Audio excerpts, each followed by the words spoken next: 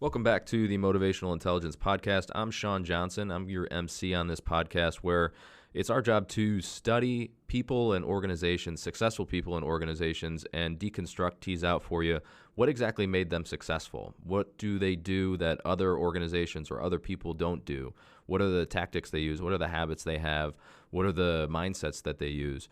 And today we're talking with Dave Naylor about questions. This is a two-part episode. So the first part is what you're listening to now is about leading yourself. This is a personal one.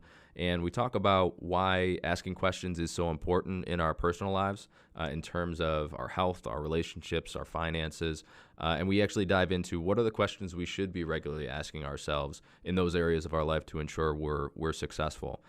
So like I said, this is a two-part episode. The second part of this episode is about leading others. And so if you're in any sort of leadership role, that's going to be a great episode for you as well. That one comes out next week, so stay tuned for that. And as always, reach out to us on LinkedIn, Facebook, Twitter, Instagram, Too Logical. We want to hear from you. We want to hear what you thought of this episode, what you want to hear more of, what you want to hear less of, ideas, all that kind of stuff, so we can make this podcast as valuable as possible to you. So in the meantime, hope you enjoy this episode. The Motivational Intelligence Podcast is produced by the team at Too Logical. Too Logical is an international corporate training firm and the world's leading expert in motivational intelligence, which is the ability to understand, manage, and change the motives people have. Too Logical offers over 30 different keynotes, workshops, and full training courses to small, medium, and large Fortune 500 companies in 53 countries, a lot of which you're probably familiar with: Pfizer, Bank of America, GE, Constellation Brands, P&G, and more. All solutions are completely customized, and the feedback from these sessions will blow your mind. If you have any training or speaking needs or just want to say hey, head over to toological.com.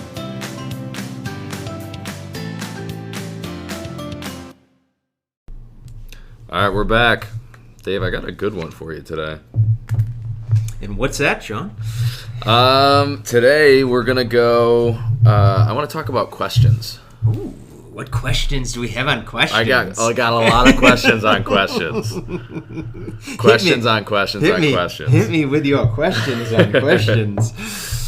So, I think this is something that you've talked about before in some of our other conversations, in terms of, kind of using questions as a weapon or as a tool to clarify thinking, to whatever it may be in leadership and all those kinds of things. So I wanted to kind of dive into, take a little bit deeper dive into questions themselves, and maybe we start off, why are questions important? Why are asking the right questions important? Well, we've all gone on the internet and on Google and we're, searching things, and if you type in the wrong search terms or something like that, you don't get the answers you're looking for. So, half the battle in terms of, finding what you're looking for on the internet is really typing the right terms into the search box. Yeah.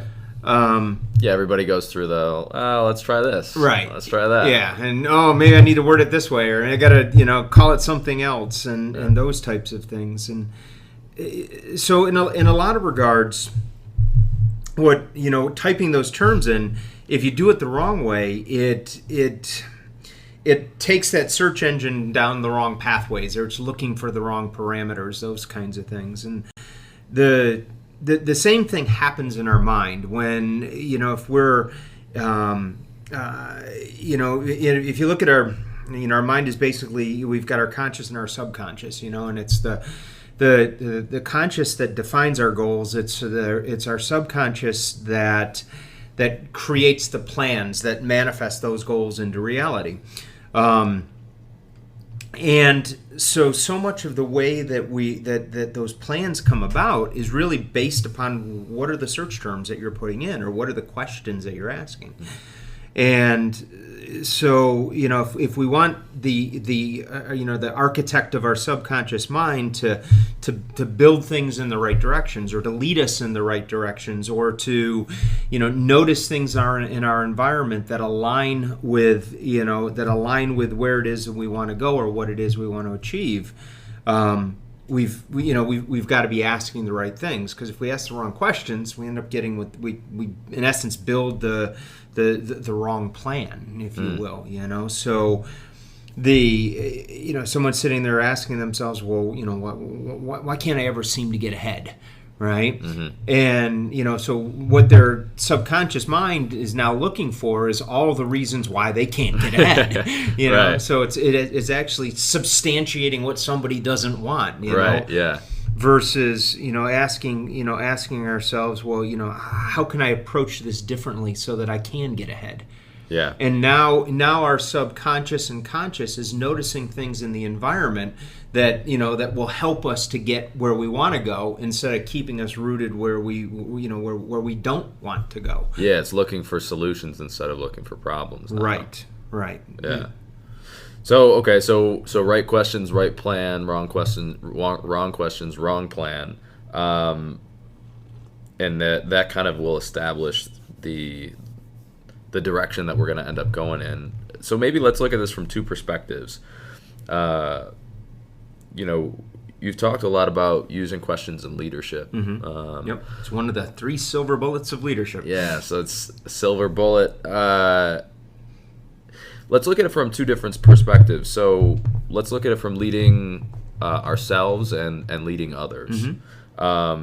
What's the most important question or questions to be asking ourselves in terms of leading ourselves to where we want to go? That's a big question. Yeah, I told you I got questions on questions. I guess so.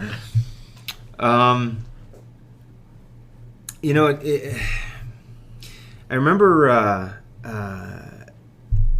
many years ago, I had a gentleman who is actually the father of a friend of mine, and he had asked me to go to lunch with him. This is probably 20 odd years ago, and we're sitting at lunch, and he said, he goes, Dave, he goes, I know what you do for a living. I know you help people, and he goes, I'd like to ask for your help if I could, and so I said, well, like, in what regard, and he said, well, he said, I work in an industry where, if somebody is successful, they can make a very comfortable 6-figure income for themselves, and he said, I've never made more than $60,000 in a year in my career.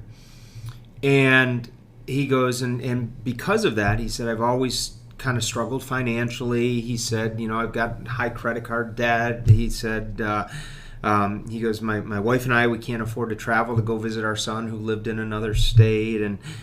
And he said, I've just never really been able to dial in the combination. And he said, he goes, so I'd like to ask, to see if you could help me to do that. And so we talked about what he was struggling with and why he thought he was struggling with it, and and all of those types of things, and and then it was probably a couple weeks later, we were kind of went out to lunch again, and I remember we had a conversation that lunch, and I said, what I'd like to ask you to do is just really one thing. And he goes, what? And I said, I want you to ask yourself a question. Question. Yeah, there you go. I said, I'd like you to ask yourself a question first thing every day when you get out of bed. And he goes, well, what's that?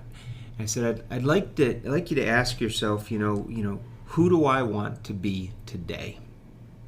And I said, and there's one of two responses, and I want you to pick one of those two responses for that day. I said, do you want to be the peak performer, or do you want to be the underperformer? And I said, I don't care which one you pick.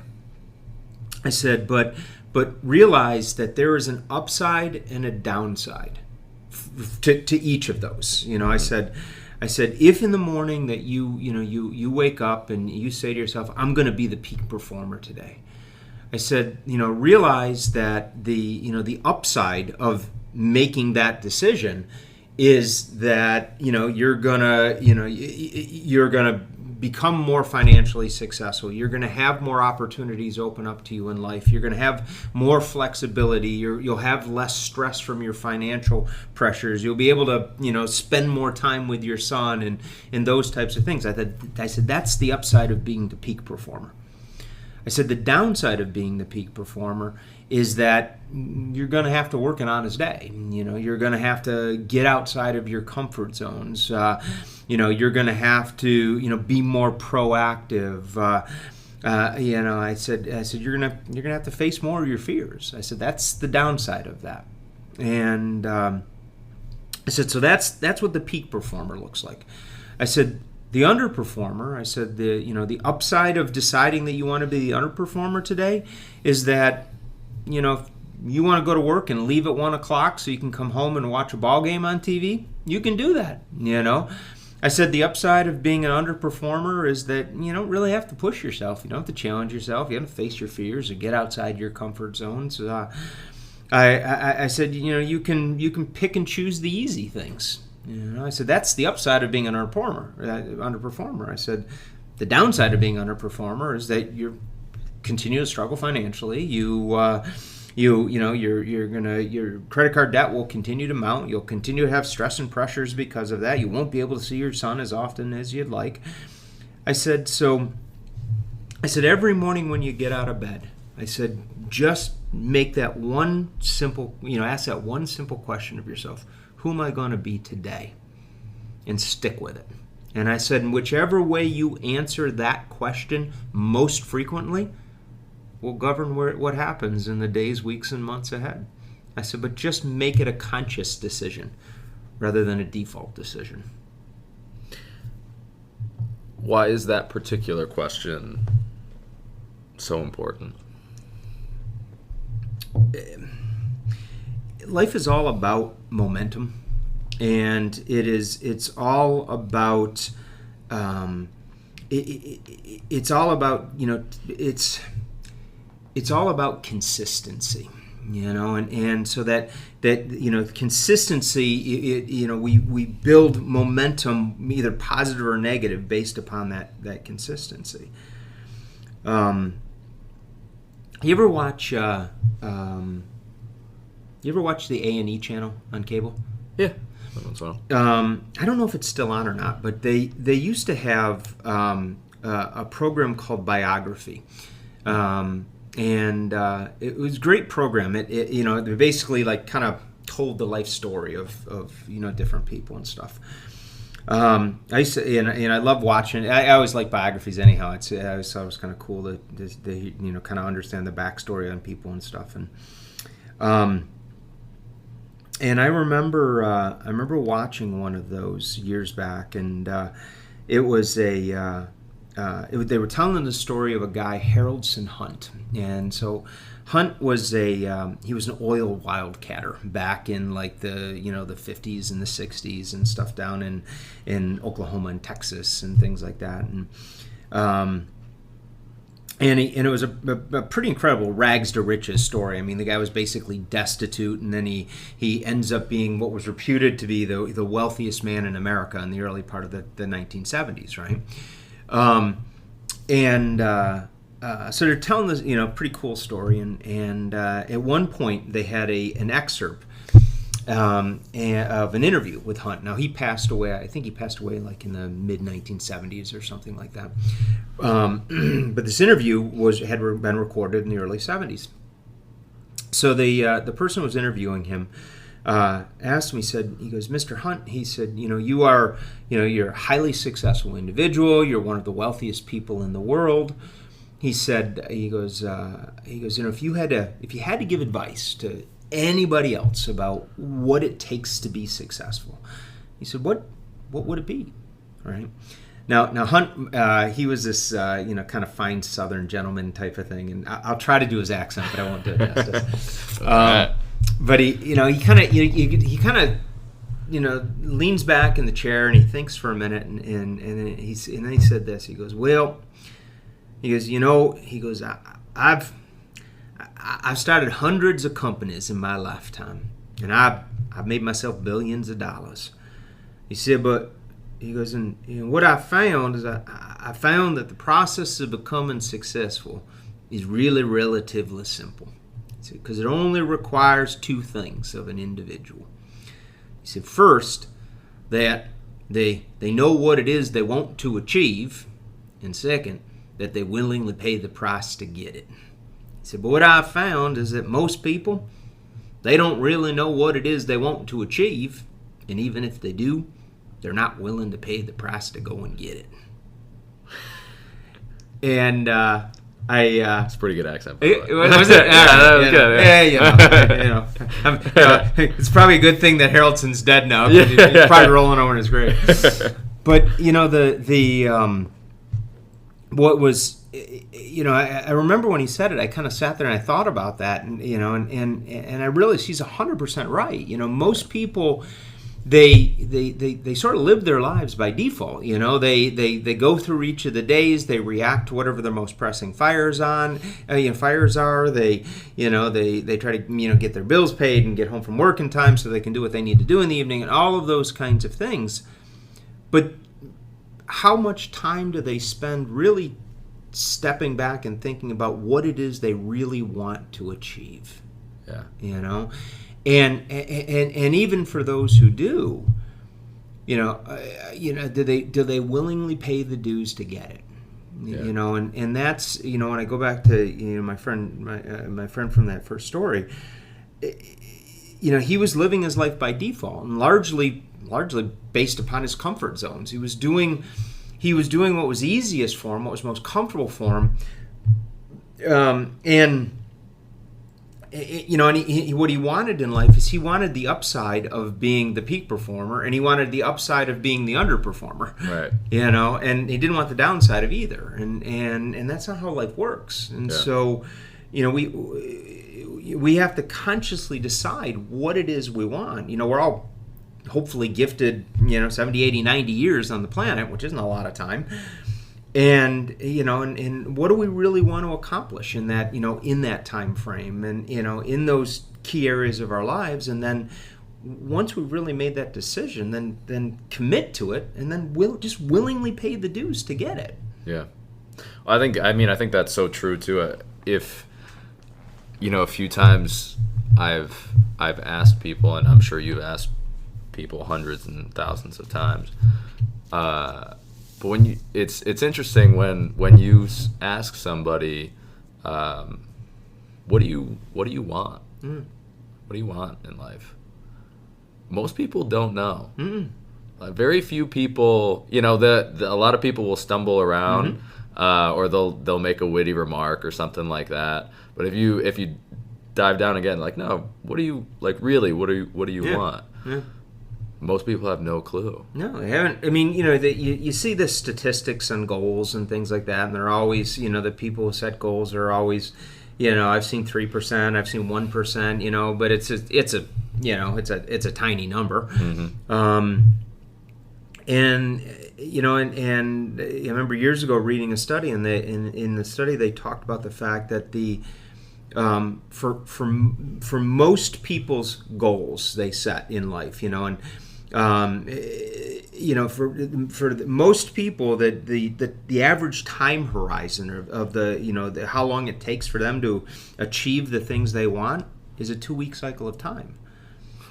So I mean, it's literally paycheck to paycheck. Right, it's what do I want to get done this weekend? Right. What is what do I got going on tonight? What do I It's the existence side of what they want, but not really the enrichment side of what they want. Yeah, they're not seeing the horizon. Right. So what really brings happiness, what really brings joy into people's life, what gives people a sense of pride or a sense of accomplishment, what brings meaning into their life, because success is it can't be universally defined. We've all got different ideas based upon our value system and all of those things of what it really means. But at the end of the day, we're the ones who, we're the director of our life, and what are we really directing it to? What's that final scene? What do we really want it to look like? Yeah. And I mean, I think the reality is most people don't know what they really want, and even for those that do, a lot of times you could see that, and you can just feel that either they don't really believe that they can have it, or that they deserve to have it, or they don't really understand what it's going to take to get it. Yeah. Which leaves a very small sliver of the population. Yeah. Let's go to in terms of, I think you postured some questions that I think a lot of people would be interested in. How do I figure this out? So if we're sitting, somebody's sitting here, and they're saying, okay, well, maybe I really haven't taken the time to figure this out, figure out what I really want, where I really want to go. What are the questions that I should be asking myself in terms of figuring that out and figuring out how to lead myself and in my personal life? Yeah. Well, if you go down the personal road, there's kind of three. What we've always talked about, as we're working with folks and things like that, is that there's obviously a lot of different aspects of our personal lives, but you can sort of look at it as three big categories, if you will, of of our personal lives. And so, if you're gonna try to go down that pathway of how do I begin to define this, it's easiest if you can quantify it that way, because then it seems a little less overwhelming. Yeah. So what we talk about with folks is we'll talk about financial. There's relationships and health are really those three big buckets in one's personal life. And so if somebody's going to if they're going to begin to define their life, then what they want their life to be, it's really best to look at those three categories as a great place to start.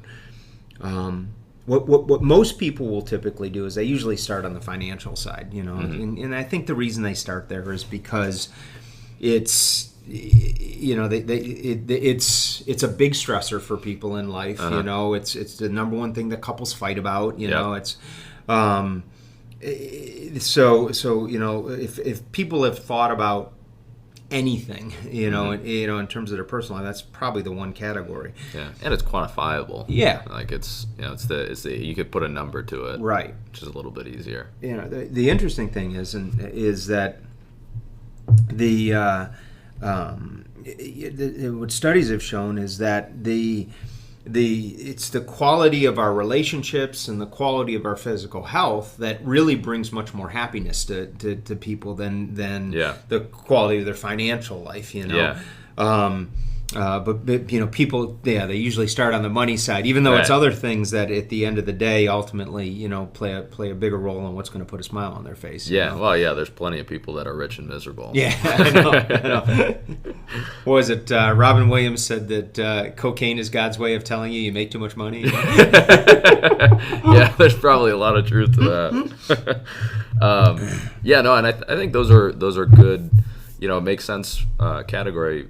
From a category perspective, it kind of fits into. I was listening to an interview with Naval Ravikant, who's he founder of AngelList out of Silicon Valley, and he was kind of talking about his philosophy was everybody wants to be rich, everybody wants to be happy, everybody wants to be happy, healthy, and those kind of three things. If you're rich and you're happy and you're healthy, you're a pretty good. There you go. That's a pretty good trifecta. Yeah, it's a pretty good trifecta. Yeah, that's a pretty good trifecta. And I think that basically lines up really well to those categories of the financial is obviously the rich, and health is healthy, and the relationships seem to be the biggest driver in what makes us happy. All right, well let's dive in a little bit to each of those. So if we're looking at, let's start with, say, health. Okay. So if we're looking at health, what questions matter? What questions should we be asking ourselves? You said something a few minutes ago. You said, you talked about, why people don't have I think the way you said it is, why they haven't thought about what they want in life, and you said either they don't believe they're worthy, or they don't believe that they can do it. I think were the two things that you said. I'm paraphrasing, but hopefully I got that right. Yeah. And I think, tying back to that, and I absolutely believe that to be true. I think that part of why people struggle in the different areas of their life is because it does seem a little bit overwhelming. It does seem a little daunting. You look at these kind of big categories, and well, how do I even begin to wrestle control in these areas? Yeah. One of the things that that we talk about a lot when we're doing the leadership training classes and things like that is, we talk about that concept of high payoff activities, and the fact that in any given role that there's always between 5 and 7 things that are really the mission critical things that have the biggest impact on the metrics or the outcomes of somebody's success in a given role. And we talk about that in the professional sense, So if you're a salesperson, there's 7 key things that if you really are good at these things, then you're going to be pretty successful. If you're an engineer, then it's these 7 things, and so it changes from role to role. But that's not just true in a person's professional world, but that's also true in our personal world as well. So you can step back and you can look at each one of these three areas, and say, well, what really are the high payoff activities of building a healthy life for yourself? And interestingly enough, if you really peel back the onion and go out and buy yourself 100 books on health, and you'll very quickly distill out what are these high payoff activities. What are the most important things? Because every book will talk about them. They'll say it's slightly different, so that they can justify selling another book. But exactly. They basically say the same thing. Yeah. So if you look at the key things as it relates to health, it's and actually it's interesting. You had an impact on this first one. I remember I'd had people for, I don't know, probably for 3 years, my wife included, who kept kept talking to me about the importance of meditation and what a difference it makes and all of that. And then I remember, I think it might have been early last year, or something like that, or maybe it was the fall of the year before. We were all out to dinner, and you got up on the horse about meditation, right? And I don't know what it was you said that night, but for whatever reason, it kind of sparked me. All right, I've had enough people yelling this in my ear. Maybe I need to pay attention, Yeah. So you were my tipping point on all that. Right, I'll take it. There you go. Yeah, Michelle thanked me for that. Yeah, there you go. So I think that the first high payoff activity of building a solid health is getting right in your own head, and I think meditation plays a big role in that. It helps you to get mentally centered. It helps you to get calm. It helps you to get out of your head in the bad ways that you're in your head, kind of thing. So that that kind of mindfulness that comes from that, I think is a big aspect of getting your health right.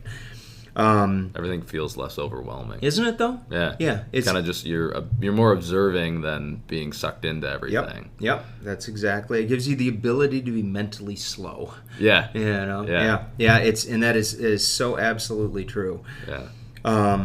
Eating right is another one, and eating right is it's avoiding foods that are bad. It's just moderation and portion control. Right. There's no rocket science to it. getting enough rest. We always talk about sleep and the importance of sleep, and how that's when our bodies rejuvenate and our cells clean themselves out and all of that kind of stuff, So getting right in your own head, eating sensibly, getting enough rest, drinking enough water, is a big aspect of it. Getting exercise. It's another one I fought for years. Is making sure you maintain your flexibility. So what I found as I've gotten older is a lot of injuries happen just because you're not flexible. Like, when you're a kid and you're like a rubber band. Oh my God. It's like we used to jump off the roof of houses into sand piles and walk away from it, My God, if I did that now, I'd be in traction, Yeah. It is amazing. You see these little kids, like they go down and their bodies end up in a pretzel and then they just pop right back up. How did you do that? Yeah, it's flexibility, you know. And then last but not least, it's just it's staying away from the destructive habits, or bad habits. So it's if drinking to excess, smoking, drugs, and and those kinds of things. And if somebody can just focus on those things. Interestingly enough, I think if we went back and counted, I think there are 7 of them. Yeah.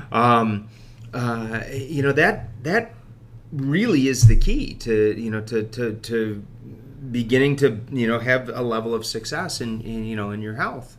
So somebody might be off track in all of those areas. They might be off track in some of those areas. Most people I don't think typically are off in all of them. Yeah. But I think so much of the key is just picking one of those areas, picking one aspect of that. So whether it's starting to meditate and getting getting an app. By the way, so you turned me on to Headspace. Yeah. I got a new one that was it's called Waking Up. Oh, with Sam Harris. Yes, I've heard of this one. Yeah. That's your new one. Yeah. Yep. Yeah. So all right, I got to check that one out. I've heard really good things. I'd listened to him do a preview podcast on it. It was kind of cool. Yeah. And so I actually just downloaded that about a week or so ago. So okay. I'll give him a little plug. Okay, there you go. No royalties. I'm getting on shout that. Out. So, yeah. Shout out Sam Harris. Yeah. But so pick one of those areas. So whether it's meditation, whether it's starting to pay a little more attention to what you're eating, drinking more water, but just pick one of those areas, and and then ask yourself, what is one simple thing that you can do today to get better in that area. Yeah. So it's not some overwhelming. I gotta lose 50 pounds, or I got to, because that's what kills people is they, that they're overwhelmed by the magnitude of it. But just focus on what is one simple thing that you can do today. Yeah. We talked about the cumulative effect, and success begets success. So, compound interest. Exactly. So if people can just start building that momentum with each and every day, 2-3 days doesn't make too much of a difference, but all of a sudden your weekend, it's starting to make a difference. Mm-hmm. And then you're 3 weeks in and 8 weeks in, and pretty soon you're miles down a different pathway than what you would have been otherwise. Yeah. And the cool thing, and going back to what you said before, that that's what gives people the strength, or gives people the belief to go back and tackle other areas of their life, is just the fact that they've made progress in this one area. They've proven to themselves that they can do it. Yeah, and I think it's the little. I know for myself, it's so easy to get caught in the trap of you want to do everything at once. Yeah. Especially when you make the decision like, okay, I'm going to, you're setting a goal for yourself, or you're saying, all right, I really need to pay attention to my health. Yeah. And then you look at those areas and you're like, all right, there's 7 of them and I'm off on 6 of them. Mm-hmm. And it just feels so overwhelming and insurmountable that you try to do them all at once, but it's so much that you never really get traction on any one of them. Exactly. You're kind of like piecing things together. Yep. And then you start feeling bad about yourself. Yeah. And then you're like, next thing you know, you got a Hershey bar in your mouth. And, yeah, exactly. Exactly. Well, no good. Yeah. Yeah. And I think that even just how can I get some small wins? Yeah. You know, I think the momentum thing is so underappreciated, underutilized when it comes to you know, building these habits and getting back on track. Well, and that's when we talk about it intellectually, it makes sense, but I don't oftentimes think that we put enough weight or thought behind the fact that everything is cumulative. Yeah. And so you don't put on 10 pounds overnight. You put on 10 pounds because you had 100 extra calories today and 200, tomorrow, and all of a sudden go to the gym the next day. Exactly. You know, so it's how do you begin to accumulate positive momentum, and that's where that one simple thing today helps you to begin that process, and it it builds your confidence, it builds your momentum, it builds your belief. Yeah, and I think that even goes back to, I think, the brilliance of that, the one question from your friend, I think it was Ron, right? Yeah. The one question of who do I want to be today? Yeah. I think even just adding today on it, it makes it so much more manageable. You ask the question of who do I want to be, it seems so overwhelming and esoteric and abstract, and how could I possibly figure that out? But if it's, all right, I got, I'm up, it's 7 a.m., I got the rest of the day ahead of me, all I got to decide is who I want to be for the next 16 hours. Yeah. Yep. That's a lot more manageable than making the broad coming up with the answer to the broad question. Yeah. Well, and there's a psychological basis in that too that goes back to our subconscious. Our subconscious, it doesn't live in the future, it doesn't live in the past, it lives in the here and now. Yeah. And so it's focused on on what are the plans that we need to focus on right now. Yeah. And it'll draw from experiences in our past to come up with that plan that we're executing today. But by making it today, we're aligning with the way that we're built. We're aligning with how our subconscious develops plans. Yeah. No. It absolutely. It reminds me of there was the famous commencement speech by Steve Jobs at Stanford in 2005, I think it was. But he talked about how every morning he would get up, he'd look himself in the mirror, and he would say, if today were the last day of my life, would I want to do what I'm about to do today? Yeah. And if the answer was no too many days in a row, then he knew something would have to change. But again, I think that's the power of questions, and the power of not, even that question is not, what do I want to do for the rest of my life? Right. But what do I want to do today? Yeah. And it makes it so much more manageable. Yeah. And you can build that momentum. And what's the one simple thing today? Yeah. That gets you one step closer to to whatever it is you want to achieve. Yeah. All right. So we talked health. Let's dive into the other two. Let's try relationships. That relationships are, I that's a great one. Let's see. Let's think about this for a second. What I remember a guy in one of our groups years back, and he'd been divorced a number of times and in therapy and all of that kind of stuff. And so I remember him talking about relationships, and it was like a lesson that he had learned in a therapy session, and it was really about listening, and conditioning ourselves to be mentally quiet when somebody else is speaking. Traditionally, we kind of fill in the context of what we think people are going to say after we listen for the first few words, and then or you're thinking about what you're going to say next. Bingo. Yeah. And so really conditioning ourselves to be mentally quiet so that we can listen and we can really hear what somebody else is saying. I think that plays a huge role in relationships. this is one that I've I've learned, in my relationship with Michelle, is that, so often we get disenchanted or unhappy when somebody doesn't, they don't do something the way we think they should do it, or they don't do what it is we want them to do, or those kind of things, and I think we have to, another key in relationships is making sure that we don't expect the other person to read our mind, and nobody's in our head but us, and so they're not going to live up to our unstated expectations, and likely they won't even live up to our stated expectations, right.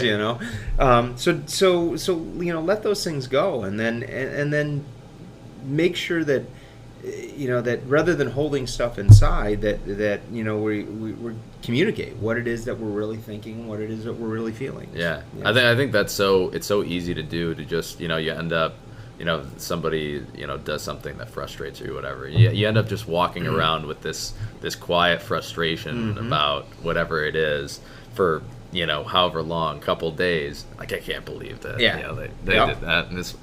All right, well, did I actually, say anything out loud other than just, be grumbling in my own head? Well, and then if you're married to that person, so you walk around with that one, and then you walk around with one from a week later, and you walk around from a week after that. They pile up. Exactly, and all of a sudden you got this crushing pile of things that are bothering you that you never said anything about, and then you blow up about some stupid little thing, and they're looking at you going, well, where the hell's this coming from? It's the dishes. Yeah, exactly, And they don't realize that there's a 1,000-pound avalanche behind the fact that dish is dirty. It's just the one that the straw that broke the camel's back. Exactly. So if you can get that stuff out and don't carry it around with you, you're happier, and that works. Life's much lighter that way. Oh, isn't it though? Yeah. Here's another one. Learning to forgive and really meaning it, so this was one, I know it took me a while to learn. I would forgive, but in the back of my mind I was still kind of so if you can say you forgive, but it's forgiving means letting it go. Don't carry it around with you after that. Put it on a shelf and forget about it. I think I think another one. We talk about this. Actually, in a lot of our training classes as well. Is it's about finding out what is really most important to that other person, and what it is that they value, what it is that really means something in their world, and then. And then taking that and making it important to you, So it's, my wife Michelle and I mean, we don't, we have a lot of similar values, but we also have some different values. Sure. And her values are no less important than than my values are, but it's taking the time to understand and appreciate those things, and elevating the importance of I think also this ties back to that first one, listening, because if you really listen, people will tell you what is most important to them. They'll tell you what's on their mind. They'll tell you what it is they value. What means something to them, and then mentally put weight on that in your head, make it important to you. I think that's a huge one. Yeah, well, I think most people never ask. No, they don't. And I think when you do ask that question, it sometimes it surprises people because they're not used to getting the question. Yeah.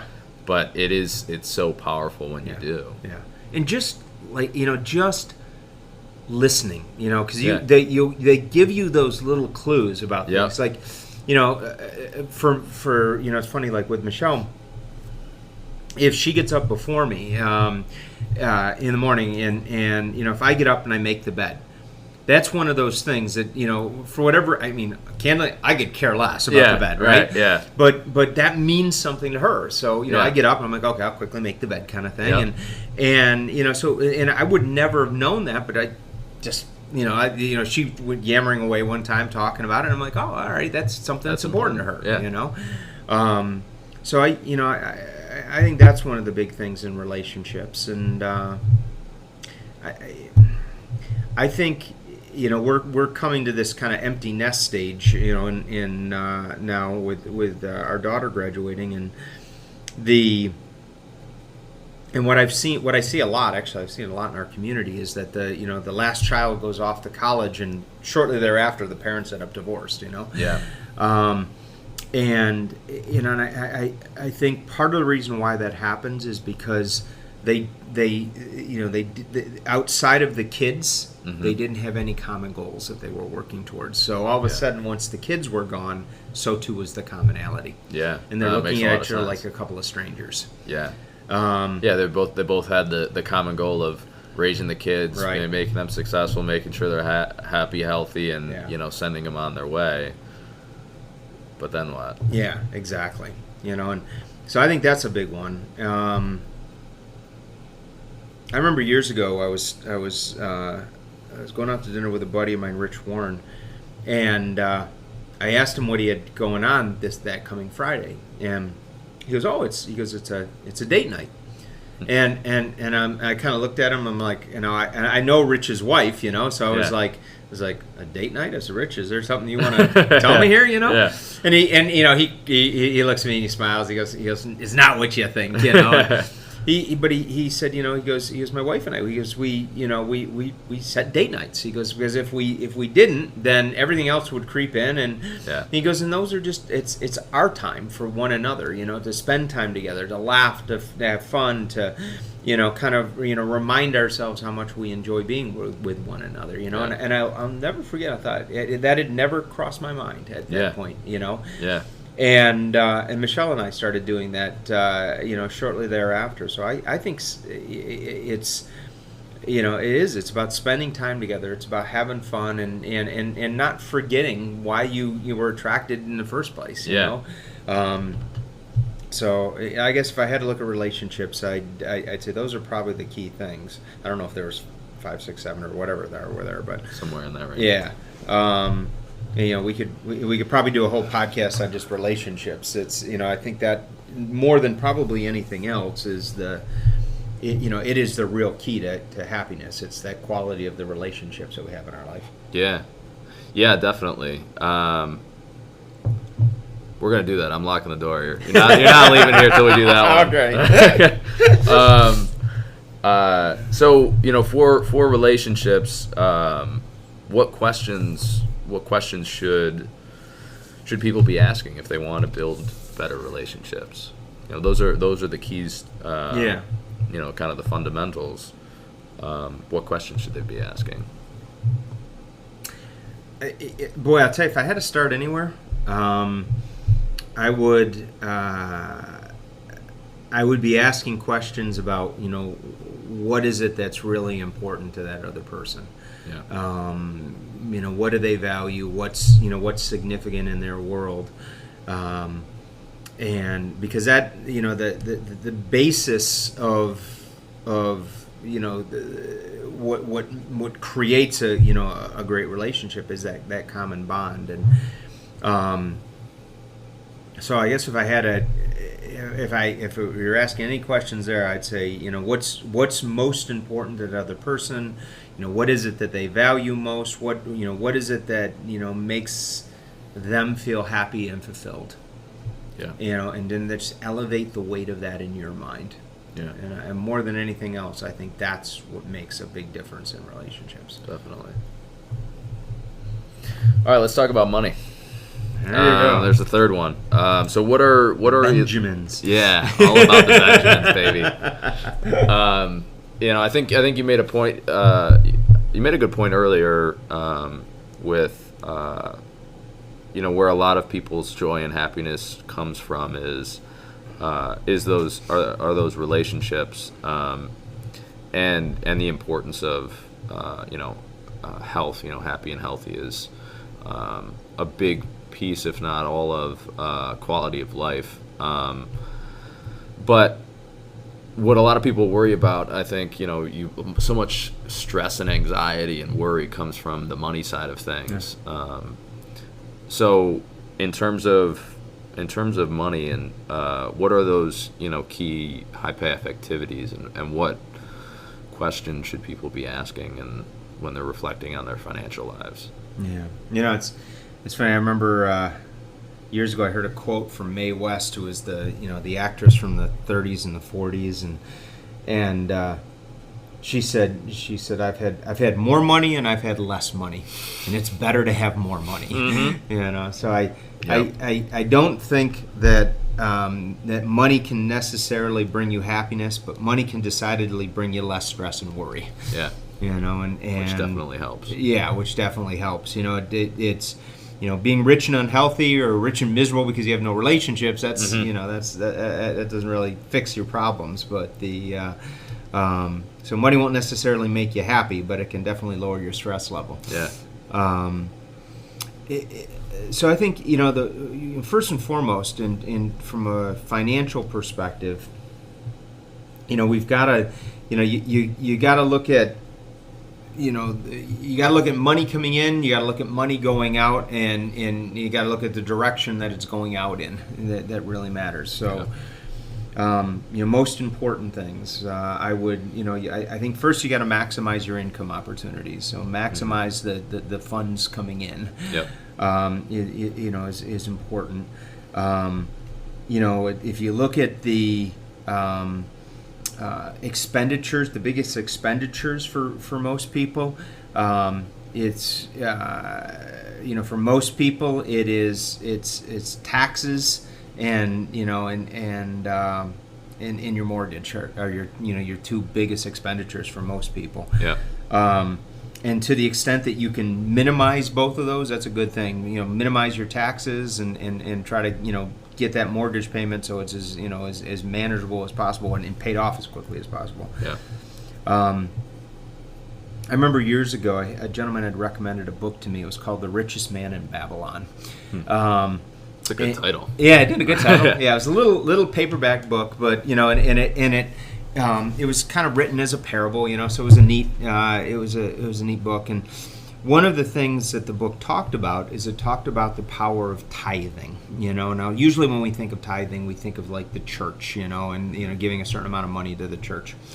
But the book talked about tithing to yourself first, or paying yourself first, and it's a theme that a lot of very financially successful people have shared with me over the years. Is take a set amount of every dollar that comes into your household, right? And I've always looked at it as 10%. And you take that money, you pay yourself first with it, and so, that's outside of like your 401k or retirement, all of those kinds of things. But take 10% of every dollar that comes to your house and put it away, into an investment fund.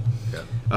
And that again over time makes a huge difference in somebody's net worth. I started my career in the banking industry, and I learned a lot about finances while working in the banking industry, and one of the biggest things I learned is that the banking industry strategizes every day. There are very, very smart people who sit and think about how can we keep these people paying us interest for the rest of their lives. Yeah. And it's the business model. Exactly. So so to the extent that we can minimize our personal debt, we break that cycle and we take all of that interest, and then we can put it away into an investment for ourselves. So minimizing our personal debt is a huge piece of that. Consistent with that, and this was another piece of advice somebody gave me years ago, was to adopt a save and buy mentality, where you set a dollar figure, right? So for like Michelle and I, early on in our careers, it was $400, and anything that cost more than $400 we would save for and then we try to pay cash for, with the exception of houses and cars, right? Sure. And the goal is even to get to the point where you are able to do that. But in the early years, you probably can't. Yeah. And so and that, having that save and buy mentality, what it does is it throttles the impulse purchases. Yeah. It makes you do the research on things. So I think that's a huge one. Having a budget and sticking with it, so you have some sense of where your money's going, because most people have no clue. Yeah. They're just shooting from the hip. Oh, totally. And they wonder why at the end of the month there's no money left. You know, because they just nickel dime the hell out of themselves all day long. Yeah. And last but not least, you got to learn how to invest. Which isn't rocket science. I mean, it looks complicated, but you know what? You go to a mutual fund, you can go out and do the research on them really easily. I'm a big fan of Vanguard because they have low fees, and you go to the index funds, and Warren Buffett, who's probably the most legendary investor who's ever lived, said it's really hard to beat an S&P index fund. Yeah. So if Warren Buffett's sitting there saying that, it's probably not a bad way for the rest of us who aren't studying the markets every day to pay attention to. Right. So in terms of questions, what when people are reflecting on their money situation, I think it'd be cool to do a money episode too. We should do that. Yeah, that actually would be a good one. But in terms of when people reflecting on their financial situation, what question or questions should they be asking themselves? Again, going back to our theme of the stress points and and making one positive step each day. I would look at what area of your finances is giving you the most stress, because we know that financial troubles give people stress and worry. So what is your pressure point? Years ago, when I was in my 20s, I had a bunch of credit card debt, and it weighed on me every day because I was sitting there trying to figure out how am I going to make this minimum payment, and so until I got rid of that credit card debt, nothing else really was all that important. So I think it's figuring out what our biggest financial stressor is and attacking that one, and then going back to what is one positive step that I can do today to make that situation better, or to get stronger in that area. Yeah, just start building the momentum. Yeah, and just one simple thing, even if it's only taking and putting $1 away towards making a payment at the end of the month or something like that. It's one simple thing. Yeah. All right, so I mean we covered those, like each of the three areas. In terms of why don't we do this? I mean, that was a pretty long conversation. Why don't we split this questions into two episodes? We'll cut this one. We'll do this one about leading yourself, and maybe we do a separate one about leading others. We'll do a part 2 to the questions episode. There you go. All right, so to wrap up, a mini series. Yeah, exactly. You got to keep them on the hook. There you go. Come back next episode, everybody. Yeah, the suspense. I'll leave you with a cliffhanger. Yeah, exactly. Yeah. So for do you have anything in terms of asking the right questions in our personal lives, leading ourselves? You got any closing thoughts? Or ideas, anything to leave people with? Yeah, I mean, I would say, that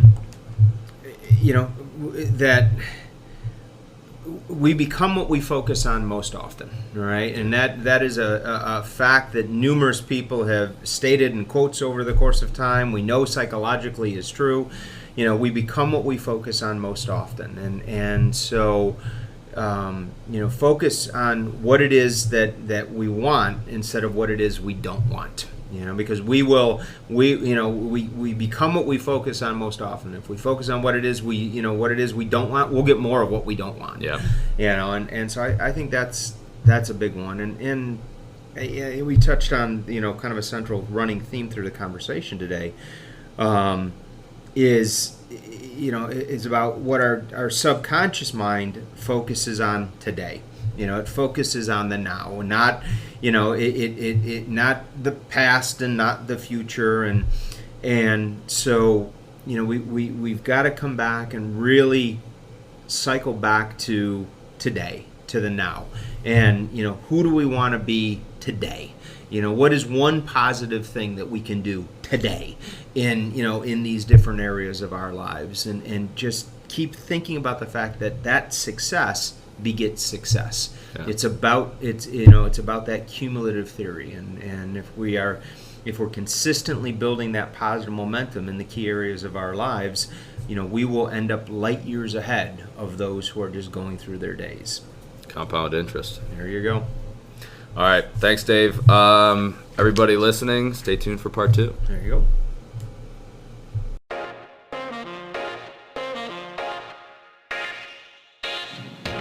Hey guys, one more thing before you take off. This is Motivational Intelligence Insider. It's just a very short, exclusive email every Monday that comes from Dave, John, and the guests on this show. This is the only place they share their very, very best stuff, and it's delivered right to your inbox every single Monday. This could include exclusive tips for upping your game, articles they're reading, videos they're watching, stories from the road, and on and on. It's the best way to kick off your week, and this content comes directly from Dave, John, and the guests, and is only available to subscribers of Motivational Intelligence Insider. So if you want these guys and gals to email you their best stuff, go to 2logical.com/insider. That's the number 2logical.com/insider, and drop in your email. And if you do, I hope you enjoy it.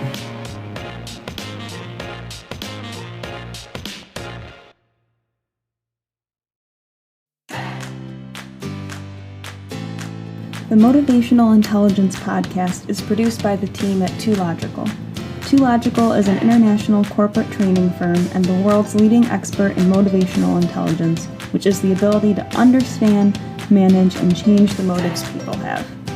2Logical offers over 30 different keynotes, workshops, and full training courses to small, medium, and large Fortune 500 companies in 53 countries, a lot of which you're probably familiar with: Pfizer, Bank of America, GE, Constellation Brands, P&G, and more. All solutions are completely customized, and the feedback from these sessions will blow your mind. If you have any training or speaking needs, or just want to say hey, head over to 2logical.com.